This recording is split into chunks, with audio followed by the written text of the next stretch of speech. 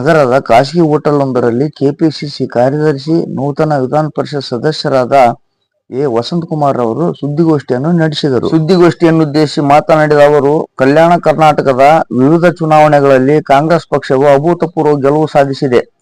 ಮತದಾನ ಮಾಡಿದ ಕಲ್ಯಾಣ ಕರ್ನಾಟಕದ ಸರ್ವ ಮತದಾರರಿಗೂ ಕಾಂಗ್ರೆಸ್ ಪಕ್ಷದ ವತಿಯಿಂದ ಮತ್ತು ನನ್ನ ವೈಯಕ್ತಿಕವಾಗಿ ಹೃದಯಪೂರ್ವಕ ಧನ್ಯವಾದಗಳನ್ನು ತಿಳಿಸುತ್ತೇನೆ. ನಿನ್ನೆ ತಾನೇ ಅಧಿಕಾರ ಸ್ವೀಕಾರ ಮಾಡಿದ ಎನ್ಡಿಎ ಸರ್ಕಾರವು ಹೆಚ್ಚಿನ ದಿನ ಇರುವುದಿಲ್ಲ.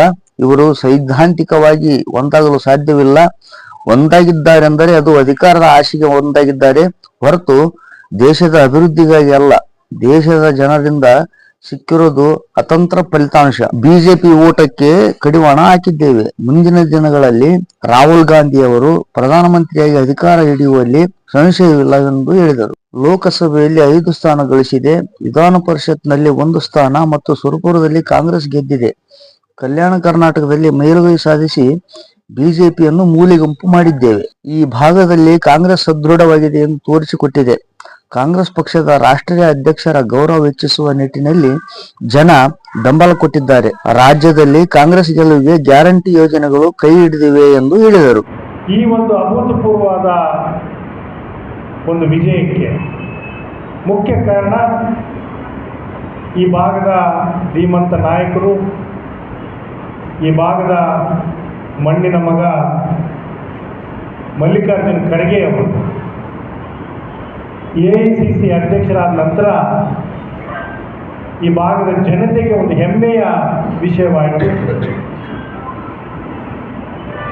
ಈ ಭಾಗದ ಹೆಮ್ಮೆಯ ಪುತ್ರರಾಗಿರುವಂಥ ಎಐಸಿಸಿ ಅಧ್ಯಕ್ಷ ಸ್ಥಾನವನ್ನು ಅಲಂಕರಿಸಿದ ಮೇಲೆ ಈ ಭಾಗದಲ್ಲಿ ಕಾಂಗ್ರೆಸ್ ಪಕ್ಷಕ್ಕೆ ಒಂದು ಹೊಸ ಬೆಂಬಲ, ಹೊಸ ಶಕ್ತಿ ರೂಪಿತಗೊಂಡಿತು.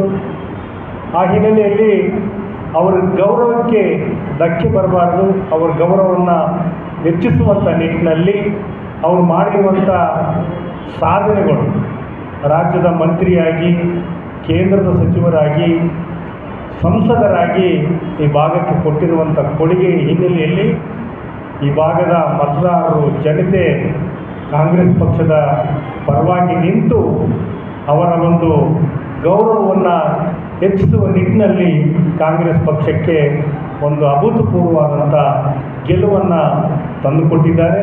ಆ ಹಿನ್ನೆಲೆಯಲ್ಲಿ ನಾನು ಕಲ್ಯಾಣ ಕರ್ನಾಟಕದ ಸಮಸ್ತ ಜನತೆಗೆ, ಮತದಾರ ಬಂಧುಗಳಿಗೆ ಕರ್ನಾಟಕ ಪ್ರದೇಶ ಕಾಂಗ್ರೆಸ್ ಸಮಿತಿಯ ವತಿಯಿಂದ ಮತ್ತು ಜಿಲ್ಲಾ ಕಾಂಗ್ರೆಸ್ ಸಮಿತಿ ವತಿಯಿಂದ ಹೃತ್ಪೂರ್ವಕವಾದಂಥ ಧನ್ಯವಾದಗಳನ್ನು ಈ ಸಂದರ್ಭದಲ್ಲಿ ಅರ್ಪಿಸ್ತಾ ಫಲಿತಾಂಶ ಬಂದಿದೆ. ಇವತ್ತು ಯಾವ ಪಕ್ಷಕ್ಕೂ ಕೂಡ ಬಹುಮತವನ್ನು ಜನತೆ ಕೊಟ್ಟಿಲ್ಲ. ಇವತ್ತು ಆ ಒಂದು ಹಿನ್ನೆಲೆಯಲ್ಲಿ ಇವತ್ತು ಸರ್ಕಾರವನ್ನು ನಿನ್ನೆ ರಚನೆ ಮಾಡಿದ್ದಾರೆ. ಅವರು ಬೇರೆ ಬೇರೆ ಪಕ್ಷಗಳ ಬೆಂಬಲದ ಒಂದು ಆಧಾರದಿಂದ ಅವರು ಇವತ್ತು ಸರ್ಕಾರವನ್ನು ರಚನೆ ಮಾಡಿದ್ದಾರೆ. ಈ ಸರ್ಕಾರ ಭಾಳಷ್ಟು ದಿನ ಉಳಿದಿಲ್ಲ. ಇಲ್ಲಿ ಏನು ಅವರು ಬಿಜೆಪಿಯ ಒಂದು ಅಂಗಪಕ್ಷಗಳೇನಿವೆ, ಆ ಅಂಗಪಕ್ಷಗಳು ಮತ್ತು ಅವರ ಸ್ನೇಹಿತರು ಭಿನ್ನವಾದ ವಿಚಾರವಾದವನ್ನು ಹೊಂದಿರುವಂಥದ್ದು. ಬಿಜೆಪಿ ವಿಚಾರವಾದವೇ ಬೇರೆ, ಅವ್ರ ಜೊತೆಗಿರುವಂಥ ಏನು ತೆಲುಗುದೇಶಂ ಆಗಿರ್ಬೋದು ಮತ್ತು JDU ಆಗಿರ್ಬೋದು ಮತ್ತು ನಮ್ಮಲ್ಲಿರುವಂಥ JDS ಆಗಿರ್ಬೋದು, ಇವೆಲ್ಲ ಪಕ್ಷಗಳ ವಿಚಾರಧಾರೆ ಸಂಪೂರ್ಣವಾಗಿ ತದ್ವಿರುದ್ಧವಾಗಿ ಬಿಜೆಪಿಗಿದೆ. ಆ ಕಾರಣದಿಂದ ಇವರು ಸೈದ್ಧಾಂತಿಕವಾಗಿ ಯಾವತ್ತೂ ಕೂಡ ಒಂದಾಗಲಿಕ್ಕೆ ಸಾಧ್ಯ ಇಲ್ಲ, ಒಂದಾಗೋದಿಲ್ಲ.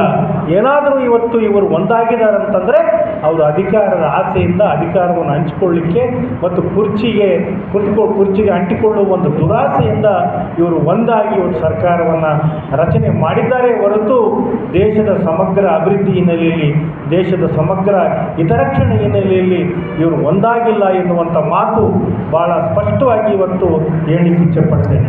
ಈ ಸಂದರ್ಭದಲ್ಲಿ ಕಾಂಗ್ರೆಸ್ ಮುಖಂಡರಾದ ಬಸವರಾಜ ರೆಡ್ಡಿ, ಶರಣಗೌಡ ಬಯ್ಯಾಪುರ್, ಕೆ ಶಾಂತಪ್ಪ, ಜಯಣ್ಣ, ಜಿ ಶಿವಮೂರ್ತಿ, ಬಸವರಾಜ ಪಾಟೀಲ್ ದರೂರ್, ಪವನ್ ಪಾಟೀಲ್ ವಕೀಲರು, ಮುರಳಿ ಯಾದವ್, ಈಶಪ್ಪ, ರಜಾಕ್ ಉಸ್ತಾದ್ ಹಾಗೂ ಇನ್ನಿತರರು ಉಪಸ್ಥಿತರಿದ್ದರು.